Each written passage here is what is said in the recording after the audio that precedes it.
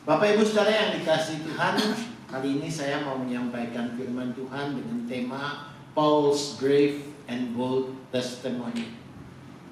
Firman Tuhan ini ayatnya seharusnya dari pasal 26 Kisah Para Rasul, Acts 26, verse 1 to 32. Dan kalau dibacakan semua oleh Pak Roy, tadi Pak Roy cuma baca ayat 1 sampai 11, verse 1 till 11, then continue with 24 to 32.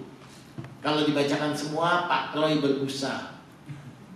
Saya juga khotbahnya repot, saudara ya. Maka Pak Haryanto kasih diskon. Dan saya memilih bahasa Inggrisnya dan dari tema ini adalah Paul's Brave and Bold Testimony. Walaupun yang disampaikan itu adalah sebetulnya semacam pembelaan yang tadi dibacakan sebagian oleh Pak Roy, itu adalah a little bit like defense in a court.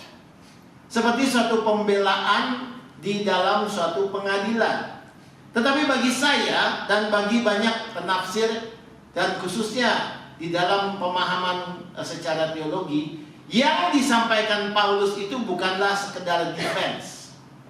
It's not just a defense in court, tetapi itu lebih ke arah testimoni, yang akan saya jelaskan sebentar di dalam slide berikutnya.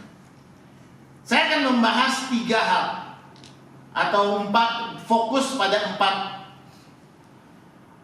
kata, tetapi dalam 3 pembahasan. Yang pertama saya akan bahas about Paul. Yang kedua adalah about 2 words, the brave and bold. Yang ketiga adalah yang paling terakhir dan paling panjang mungkin adalah testimony. Dan saya harap bisa selesaikan ayat ini atau khotbah dengan 3 pembahasan ini mungkin dalam waktu sekitar 20-25 menit saja, gitu ya, supaya kita bisa langsung makan. Hari ini saya tidak tahu makan apa. Slide. Yang pertama adalah Paul. Siapa Paulus? Saudara tahu dia adalah seorang yang menganiaya orang Yahudi, orang Kristen, pengikut-pengikut Kristus.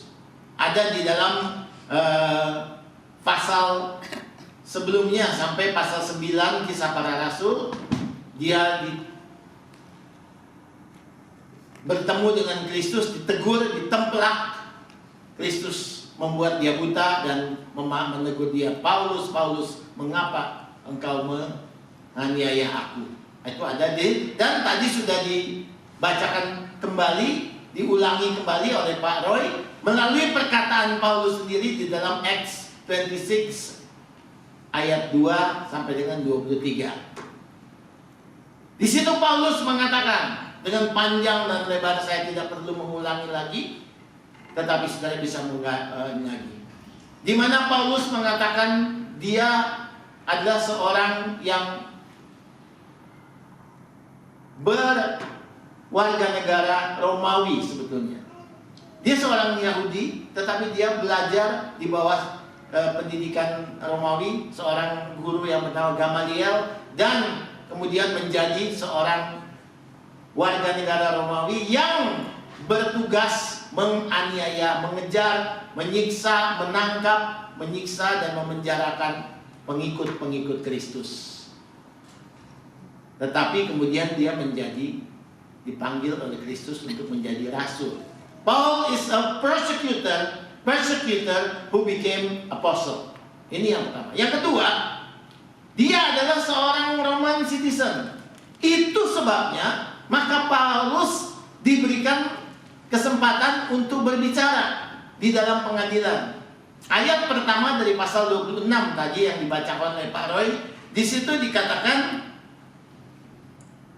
Raja Agripa mengatakan, now you can speak in this court.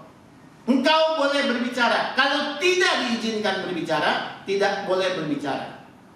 Pengadilan Romawi sangat tegas dan sangat ketat. Kenapa Paulus diberikan kesempatan? karena dia warga negara Romawi. Dan kalau saudara melihat, saya tidak bahas dan sudah ini saja. Sebetulnya pembelaan Paulus dan Paulus di pengadilan ini bukan baru pertama kali yang di pasal 26. It's not the first time Paulus in court. Pasal 25 sudah ada, sudah baca saja. Saya tidak ini lihat. Pasal 24 juga dia juga sudah disidang di hadapan seorang yang bernama Felix. Kemudian Felix diganti oleh Festus yang di sini. Setelah 2 tahun memerintah, diganti oleh Festus. Festus ini yang menjadi gubernur, kemudian Paulus apply untuk naik banding. Dia mau bertemu atau mau diadili di hadapan kaisar karena dia adalah Roman citizen. Roman citizen have the rights to be trial in front of Caesar himself. Kalau bukan Roman citizen, no. That's why Paul said, I want to be trial by in front of Caesar himself. Dan Agrippa ini adalah cucu dari Kaisar Herodes yang pertama, yang paling kejam. Kedua adalah Agrippa ke-1. Itu anaknya Herodes yang menjadi papanya dari Agrippa kedua ini, yang juga kejam. Menurut sejarah, King Agrippa II, this Caesar, yang paling baik dari tiga atau raja-raja di Romawi yang lain. Among others, his grandfather, his great-grandfather, his father, King Agrippa II is the best among the worst. Ya.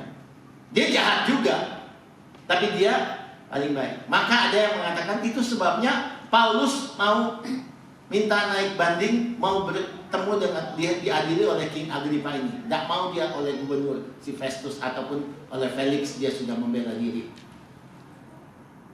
Sebentar di bagian akhir saya akan singgung kembali kenapa. Ada benarnya mungkin Paulus, tetapi saya melihat lebih dalam, Paulus bukan sekedar mau naik banding untuk dirinya atau melihat Agrippa sebagai yang baik. Tidak, tetapi ada kepentingan yang lain. Paulus adalah Roman citizen, jadi nggak sembarangan orang.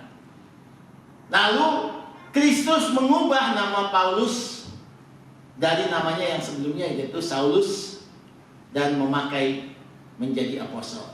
Sudah tahu ceritanya, sudah dengar khotbahnya berkali-kali, bahkan Pak Haryanto sampaikan dengan satu contoh. Saya ingat ada satu orang Mesir atau orang orang Arab yang bertobat dan kemudian menjadi saksi seperti karena ketemu dengan Kristus seperti Paulus.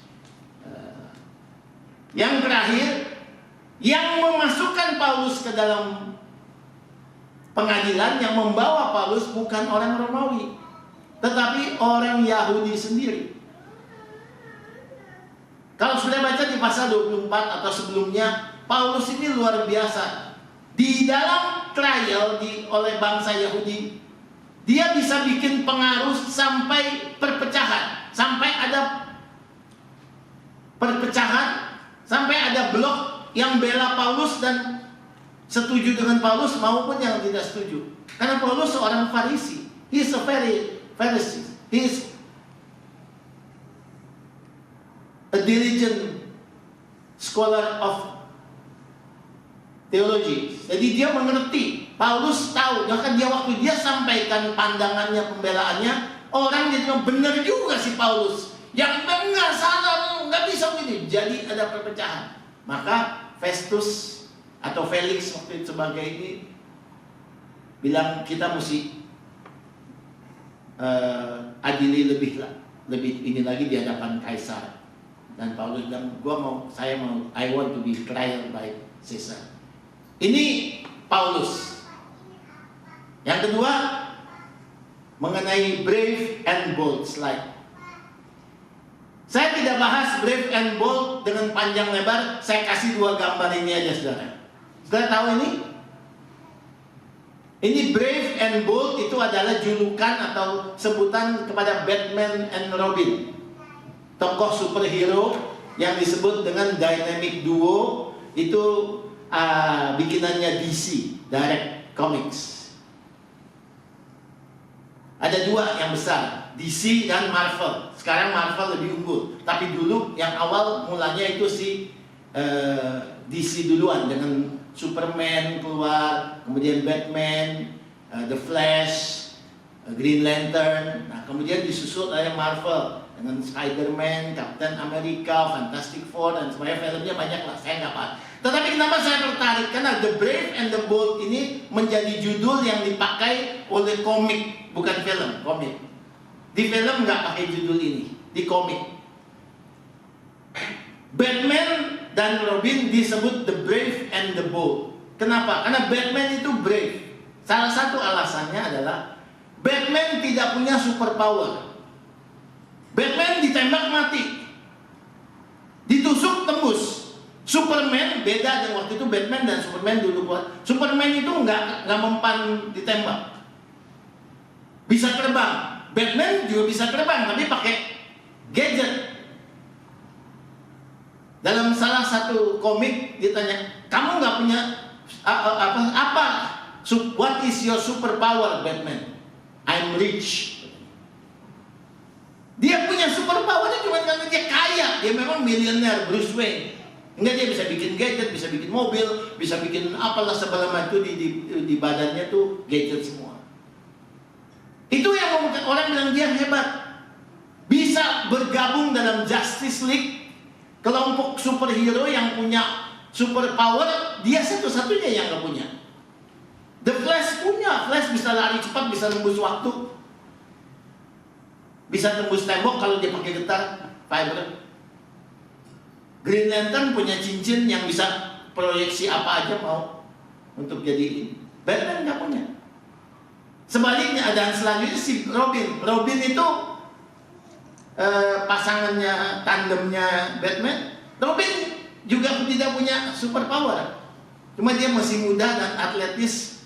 Dia kan berasal dari, dia adalah Dick Grayson, berasal dari pemain trapeze yang jago.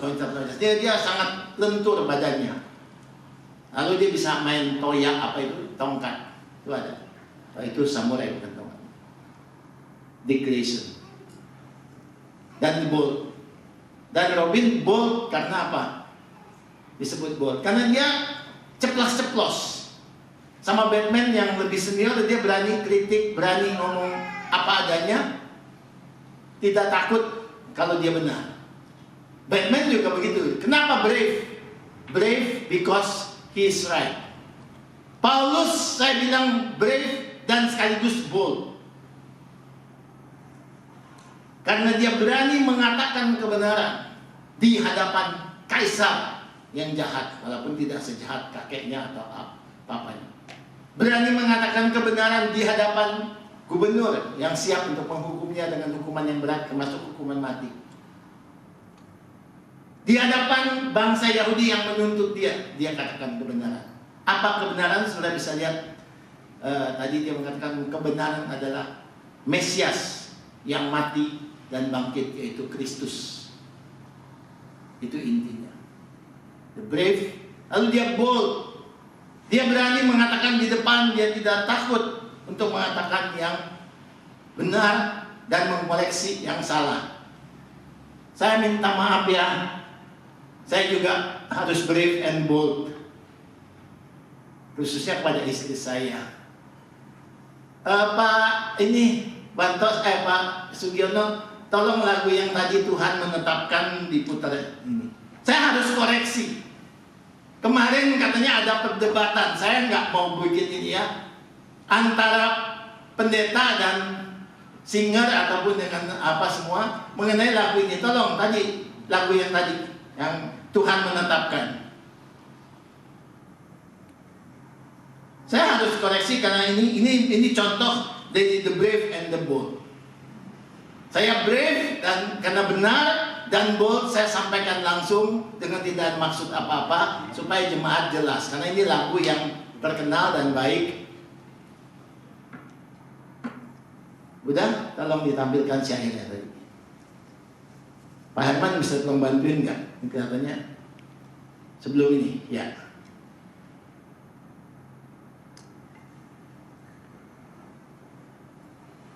Mundur tadi ya. Lagu syairnya yang Tuhan. Nah, ini syairnya Tuhan menetapkan langkah-langkah orang. Saya bacakan ayatnya dari Mazmur 37 ayat 23 dan 24. Saya bukan belain sama-sama hamba Tuhan, tapi sebagai sesama hamba Tuhan saya katakan, percayalah kalau Pak Haryanto dan saya hamba Tuhan yang belajar Alkitab dan lebih tahu ayat mungkin dari saudara, walaupun kadang-kadang kita juga bisa salah. Mazmur 37, saudara boleh buka ayat saudara kalau supaya sama. Mazmur 37 ayat 23 dan 24. Psalm 37 verses 23 to 24. Tuhan menetapkan langkah-langkah orang yang hidupnya berkenan kepadanya. Apabila ia jatuh, tidaklah sampai tergeletak, sebab Tuhan menopang tangannya. Sama? Lihat, Tuhan mana yang hidupnya berkenan kepadanya. Betul semua. Apabila ia jatuh, tak sampai tergeletak, sebab Tuhan menopang tangan. Di sini salah. Tangannya, nyanya itu kalau sudah lihat di Alkitab dan versi apapun juga, itu bukan huruf besar, tapi huruf kecil. Karena apa? Yang ditopang oleh tangan, yang ditopang itu tangannya orang yang jatuh tapi tidak sampai tergeletak. Bukan tangannya Tuhan, huruf besar. Lihat slide berikutnya. Sama, ini salah. Tangannya, mestinya huruf kecil. Tangan siapa yang ditopang? Tangan yang jatuh tidak sampai tergeletak. Tolong dirubah Pak, dengan otoritas firman Tuhan, bukan otoritas Robin Monika. Dirubah, karena ini penciptanya saya tidak tahu siapa, tetapi saya tahu dia cipta dari ayat itu. Sebab Tuhan menopang tangan, nyanya juga huruf kecil, bukan huruf besar. Jadi settle ya, jangan berdebat lagi, kembali kepada Alkitab. Setuju Pak ya? Rasain dulu. Langsung dirubah Pak ya. Kalau belum dirubah, saya nggak mau lanjut khotbah.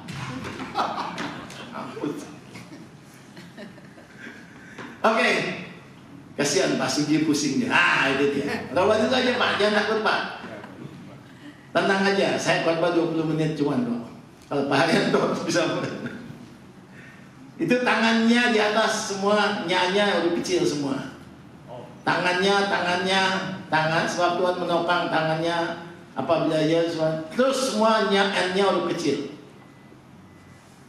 Tenang aja Pak, jangan grogi Pak, udah gemeteran tangannya, kasihan Pak Sugino. Iya, saya minum dulu aja, tenang aja.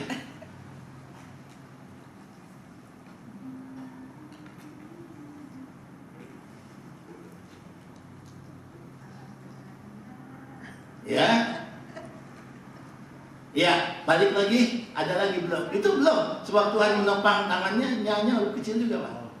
Iya. Nggak ada diskon Pak. Nggak ada diskon, nggak ada kompromi. Itu bold, brave and bold. Berani karena benar, bold itu spontan langsung tanpa sungkan-sungkan. Gitu. Ya, itu brave and bold. Nah, tangannya, sebab Tuhan menopang tangannya. Apabila ia jatuh, tak sampai tidak, sebab Tuhan menopang tangannya. Udah, betul semua. Sekarang depannya lagi. Tak salah lagi. Benar. Nah, ini betul. Yang hidupnya berkenan kepadanya, itu betul. Huruf besar. Karena berkenan kepada Tuhan. Apabila ia jatuh, tak sampai tergeletak, sebab Tuhan menopang tangannya. Oke, kembali ke slide berikutnya. Nah, ini itu selesai. Slide berikutnya. Slide. Jadi jelas ya, brave and bold ya.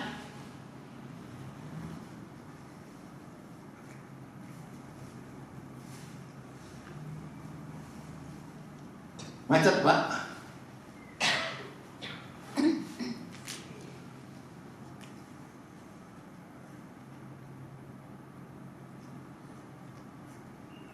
Ini Stonehenge, tahu ya, tempat keramat di terus ya, balik terus ya. Nah, sekarang kita masuk kepada apa yang disebut testimoni. Saya katakan tadi not Paul's defense, but Paul's brave and bold testimony. Kata testimony ini berasal dari bahasa Latin yang artinya testes. Asal kata dari testimony, yang berarti bersaksi atau witness. Lalu dari word atau kata testimony ini pertama kali dipakai di dalam bahasa Inggris tahun 1382 dan kemudian dipakai di dalam hukum Taurat, 10 hukum Taurat di dalam Wycliffe Bible. Saudara kalau mau lihat Wycliffe Bible, lihat di gadget saudara, kalau lengkap itu ada banyak versi. Download aja kalau mau lihat. Wycliffe itu salah satu terjemahan Alkitab yang pertama selain King James. Lalu sampai tahun 1425 kata testimoni ini menjadi lebih legal artinya dipakai, dan kemudian di dalam bahasa Prancis klasik atau kuno, the word kata testimoni menjadi testimoni pakai IE, TESTIMONIE, itu bahasa Prancis. Dan bahasa Latinnya testimonium, yang dua-duanya berarti evidence atau bukti atau proof. Ada buktinya. Dan ini yang Paulus katakan, saudara lihat hidup saya, lihat track record kehidupan saya, semua jelas ada buktinya, semua jelas ada faktanya, tidak bisa dibantah. Slide. Nah ini kalau mau lihat lebih ini ya, dari kata protes. Berapa minggu yang lalu Pak Arianto pernah menyinggung kata membakarkan. Kenapa kita disebut Protestan? Beda dengan orang Katolik. Karena kita berdasarkan dari Martin Luther yang protes. Dan orang Protestan biasanya suka protes atau tukang protes. Ada betulnya. Tetapi kembali ini brave and bold. Itu enggak berat betul 100% Pak. Sekarang saya sampaikan yang lebih luas lagi. Protestan bukan sekedar tukang protes. Tetapi kata protes itu originnya sama dengan testes, ada tambahan pro testimony. Jadi di situ kita lihat ada, sorry ya, saya pengen punya apa itu pointer, tapi ternyata ilegal yang di sini ya, yang laser hijau itu ya, katanya suka dipakai buat kalau ketahuan tembak helikopter atau itu bisa ditangkap. Jadi saya nggak jadi beli, walaupun saya udah lihat, saya udah gue mau suruh istri gue beli di Temu ini ada cuma $30-an. Ya yang buat pointer gitu. Nah itu saya lihat ya. Testis, witness itu bahasa Latinnya adalah protestare, yang artinya for, langsung secara publik disampaikan dan jadi protestary. Lalu jadi Prancis protester, kemudian jadi bahasa Inggris protes. Artinya make a solemn declaration, membuat deklarasi penyampaian secara terbuka yang solemn. Solemn apa dari hati ya Pak ya, jujur dari dalam lubuk hati yang dalam tanpa tulus ya. Terima kasih. Slide. Jadi Protestan itu adalah protestary, to testify for or to hold forth a position on something, to assert, to maintain, to proclaim solemnly or state formally. Ini bahasa Inggrisnya. Jadi bukan sekedar protes, tetapi berani tampil secara jelas dan tegas di hadapan orang, lalu menyatakan dengan tulus secara formal kebenaran. Jadi Protestan means something a lot closer to a cool old word like confessional. Ini yang saya mau sampaikan. Bukan sekedar tukang protes. Sebenarnya yang pikir kita orang Protestan tukang protes, no, itu bisa kadang-kadang konotasinya negatif. Tapi ini yang lebih dalam dan lebih cool menurut saya. Confessional, berani mengaku kalau salah, berani mengaku bahwa imanku adalah kepada Kristus yang adalah Mesias, berani bersaksi dan menyatakan pesan dan kebenaran, lalu berpegang teguh kepada itu. Ini yang dilakukan oleh Paulus. Having a message and sticking with it. Saya tambahkan lagi firmly. Jadi gereja Protestant Church adalah gereja yang pro testimony. Berpegang, bersandar, berdasar kepada testimoni. Apa testimoni? Itu adalah Kristus yang adalah anak Allah yang menjadi manusia, lahir di Bethlehem Natal, mati di Golgota waktu Jumat Agung, bangkit pada hari yang ketiga waktu Paskah, naik ke surga dan akan datang kedua kali. Itu pro testimony. Slide. Nah, lesson dari Paul's brief testimony. Saya sudah hampir selesai. Cepat kan? Yang pertama, pelajaran dari Paulus yang brave and bold menyampaikan testimoni adalah katakanlah, sampaikanlah apa yang benar. Di dalam Kisah Para Rasul 26 ayat 25 itu terjemahan bahasa Inggris dari ASW tadi Pak itu sudah bacakan. But Paul said, I am not mad, most excellent Festus, but speak for words of truth and soberness. Saya minta Pak Herman untuk highlight. Ini belum ya Pak ya? Enggak ya? Atau pakai file dia, pakai filenya yang belum dirubah nih, ya? Karena saya udah minta betul, Pak Herman udah betulin, cuman mungkin kurang ini ya. Ada filenya, jadi word of truth itu saya minta di highlights. Sayang di sini enggak, dikuningin, dikasih. Katakanlah yang benar. Saya nggak tahu kesalahannya di mana, tapi nggak apa-apa. Yang penting saudara tahu words of truth di dalam ayat 25.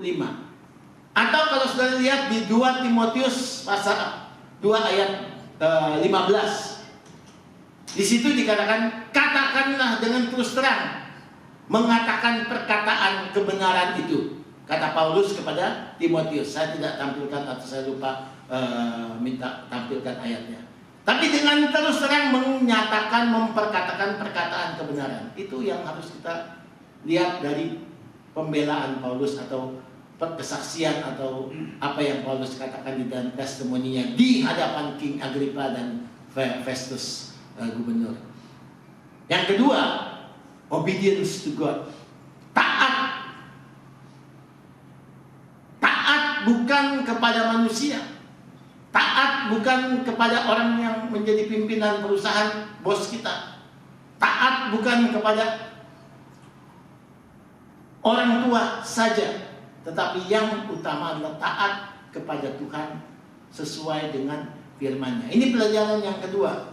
Maka Paulus katakan di dalam Kisah Para Rasul 26 ayat 19, wherefore, O King Agrippa, I was not disobedient unto the heavenly vision. Kembali di slide, saya minta Pak Herman untuk highlight kata disobedient. Disobedient artinya tidak taat. Terjemahan bahasa Indonesia saya senang karena bagus sekali. Saya bacakan untuk saudara terjemahan bahasa Indonesia yang dari ayat ini, 26 ayat 19. Karena dipakai 2 kali kata negatif. Saya bacakan buat saudara ya. Sebab itu, ya Raja Agrippa, kepada penglihatan yang dari sorga itu, tidak pernah aku tidak taat.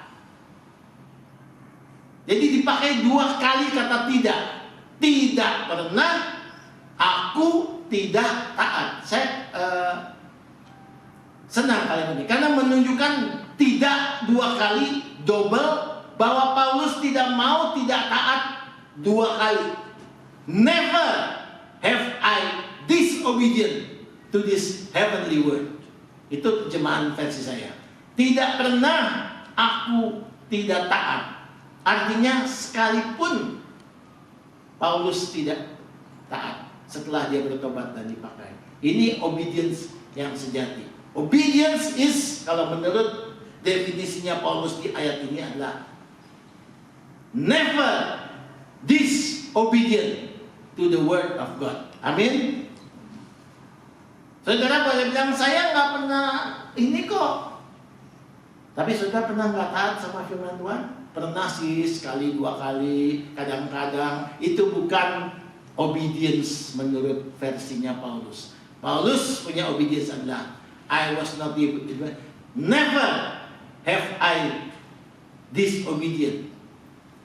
Never have I disobeyed the word of God. It's like, ya. Yang ketiga adalah powerful. Kalau saudara berani dan bold, if you are brave and bold to speak the truth, maka yang saudara sampaikan adalah powerful. What you said will be a powerful message or powerful words. Maka di dalam ayat ini 26 ayat 28 kita melihat King Agrippa mengatakan kepada Paulus, almost you persuaded me to be a Christian. Kembali, kata almost persuade itu saya minta di bold. Setelah saya senang dengan penyanyi Elvis Presley. Elvis Presley menulis sebuah lagu yang mungkin tidak banyak yang kenal, tetapi bagus. Judulnya adalah Almost Persuaded. Bahwa ini kenal lagu itu. And I almost persuaded. Kira-kira begitu lagunya. Dengerin aja deh ya. Saya nggak boleh nyanyi sih lagu itu di sini. Ini lagu top, lagu dunia. Aku hampir terpengaruh. Itu kata Elvis. Ini kata-kata saya kira mungkin Elvis kutip dari kata-katanya si Agrippa ini. I almost be persuaded. You almost persuaded me to be a Christian. Hampir saja. Ini makanya ada seorang hamba Tuhan namanya James Smith. Dia bikin khotbah dari ayat 26 ayat 28 ini. Saya browse saja. Judul khotbahnya Almost Persuaded. Dan dia kutip ilustrasinya lagu Elvis Presley tadi. Kenapa dia bilang Paulus mau naik banding? Minta dia diadili, di trial di depan King Agrippa. Nggak mau dia hanya oleh si Festus atau oleh si Felix, sebelumnya si Festus. Karena dia mau memberitakan Injil kepada King Agrippa. Dia mau ada kesempatan bertemu, bukan untuk hukumannya diringanin atau dibebaskan, tidak. Paul want to meet King Agrippa so he can deliver the gospel to him. Wah, saya bilang luar biasa Paulus ini, hamba Tuhan ini, saya setuju, ada benarnya. Walaupun kita lihat nggak sampai 100% berhasil. Dia tidak mengatakan, you convince me to become a Christian. Agrippa not said that. Tetapi kalimat almost persuade me, it's big enough. Ini perkataan yang tidak main-main dari seorang kaisar yang kejam, yang jahat. Papanya adalah King Agrippa pertama, ada yang memenggal Yakobus.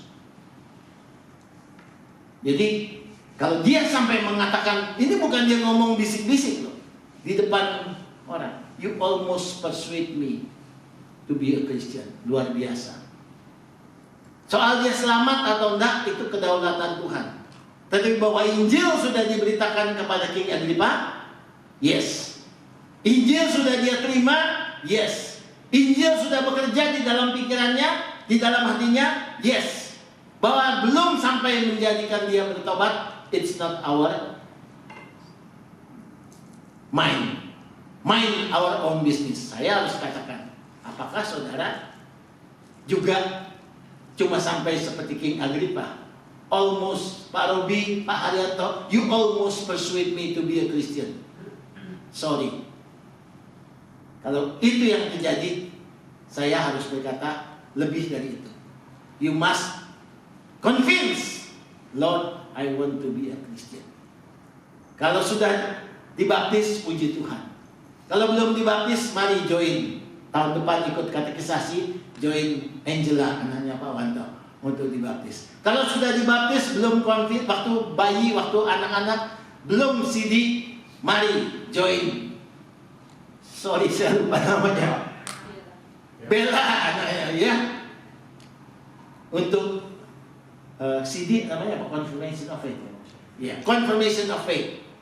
Tapi bukan sekedar confirmation of faith, tapi betul-betul seperti yang ditanyakan waktu kita ketemu dengan Bella dan Angela di sini untuk percakapan. Kenapa sih kamu mau dibaptis? Kenapa sih kamu mau CD? Because I believe in Jesus Christ. Saya pernah waktu di gereja lain tanya orang pasangan suami istri, kenapa kamu mau dibaptis di gereja ini? Karena kami mau menikah, Pak. Di gereja ini peraturannya kalau bukan jemaat tidak boleh dinikahkan. Saya katakan, saya sampaikan dulu ke Big Boss ya, apa yang kamu katakan ini, apakah kamu bisa dinikahkan? Oh jangan begitu Pak. Oh sorry, brave and bold. Lu ngomongnya begitu, saya sampaikan dong. Ya. Baik, kembali kepada almost you persuade me to be a Christian. Ini sudah sangat-sangat baik, tapi memang belum cukup sampai convince. Tetapi Paulus sudah menyampaikan. Bahkan nanti kita lihat ayat selanjutnya, bahkan Paulus katakan, aku doakan supaya bukan engkau saja yang punya kesempatan mendengar dan almost persuaded ini. Seluruh orang yang mendengar pun bisa persuade apa ya? Tergoda atau dirayu atau terbujuk, terpengaruh. Ya, itu Paulus, powerful. Yang keempat, kenapa Paulus berani? Kenapa Paulus punya kuasa? Karena God is always with Paul all the time. Tuhan tidak pernah meninggalkan Paulus satu second. Never. Saudara lihat, ini ayat 30 sampai dengan ayat 32. And the king rose up, King Agrippa, and the governor Festus, and Bernice. Bernice ini sisternya dari King Agrippa. Tetapi ini salah satu yang bikin dia juga salah satu raja yang kita tahu, raja yang gak benar dan penjahat. Dia married dengan sisternya, incest. Bernice ini sisternya dari King Agrippa. Tapi dia hidup sebagai pasangan suami istri. Ya, saudara, itu salah satu catatan yang jelek-jelek dari King Agrippa. Dan they sat with them. And when they had withdrawn, setelah mereka pergi atau tidak lagi di court, mereka bicara. They spake one to another, saying this. Saying, this man, Paul, do nothing worthy of death or even bonds. Orang ini si Paulus sebetulnya nggak pantas untuk dipenjara, apalagi dihukum mati. Dia tidak worthy untuk dihukum mati. Jangankan hukuman mati, di penjara aja pun enggak. Itu Paulus sudah di penjara cukup lama, saudara. Bukan baru 1-2 hari. Ini perkataan dari cuma bukan di sidang. Tetapi dia mengakui orang ini tidak salah. Orang ini tidak pantas. Ini perkataan seorang raja. Lalu Lalu Agrippa bahkan mengatakan, this man might have been set at liberty if he had not appealed unto Caesar. Harusnya dia, kalau dia nggak naik banding, lu udah mesti bebasin dia dari waktu itu. Nggak usah sampai tunggu ketemu King Agrippa atau lagi mau naik banding ke Caesar. Maka ada yang mengatakan, makanya Paulus itu luar biasa berani, bold, dan juga luar biasa mau memberitakan Injil bukan hanya kepada rakyat jelata dan orang biasa, tapi kepada higher person atau higher. Dia mau memberitakan Injil supaya bisa sampai bukan hanya kepada rakyat biasa, tapi juga kepada orang-orang petinggi-petinggi termasuk Kaisar. Karena Injil untuk semua. Kita tidak tahu. Itu Paulus. Dia tidak, jadi dari sini kita bisa lihat Paulus tidak berbicara atau membela diri untuk kepentingan dia sendiri. Tapi dia berbicara untuk kepentingan dan untuk mengutamakan pekabaran Injil. Ini yang lesson yang keempat. Slide. Nah, saya akhiri dengan pertanyaan, kenapa sih Paulus begitu brave and bold? Why is Paul so brave and so bold? Ini ada analisa. Yang pertama, karena Paulus termasuk seorang yang berkarakter strong kolerik. Dia karakternya itu kolerik yang strong. Saudara kalau belajar temperamen atau karakter, misalnya dari Tim LaHaye atau yang lain, kalau mau ceramah itu minta istri saya aja, dia menguasai lebih ini dari saya. Itu ada 4 karakter, 4 temperamen: sanguin, melankolik, kolerik, dan flegmatik. Sanguin itu yang ceria. Biasanya orang Manado tuh sanguin, ya, terus ngomongnya ini ya. Melankolik, nah katanya biasanya orang melankolik itu orang Sunda, sedih. Ya, habis makan juga sayur dulu kan sama sambal. Kolerik itu orang Batak. Wah, ngomong gua memaksain ya. Sorry ya Pak ya. Yang flegmatik itu orang Jawa. Sabar, kalem, ya kan? Udah keinjak kakinya di atas bus, ya. People already step his foot in the bus, ya. Kalau orang Batak, get your feet on me. Itu Batak. Kalau Jawa, permisi mas. Sampean abri bukan. Sampean jago karate bukan. Permisi ya mas ya.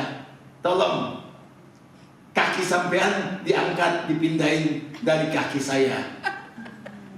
Itu orang Jawa, ya, sabar, pelan. Tapi kalau udah marah, kalau nggak dipindah-pindahin, galak juga, ya kan? Paulus adalah orang yang kolerik. Ngomongnya apa deh? Ada benarnya, mungkin benar, tapi bukan itu yang bikin Paulus jadi berani menurut saya. Not just that. Lalu dikatakan Paulus adalah seorang Yahudi yang berwarga negara Romawi. He is a Jew with Roman citizen.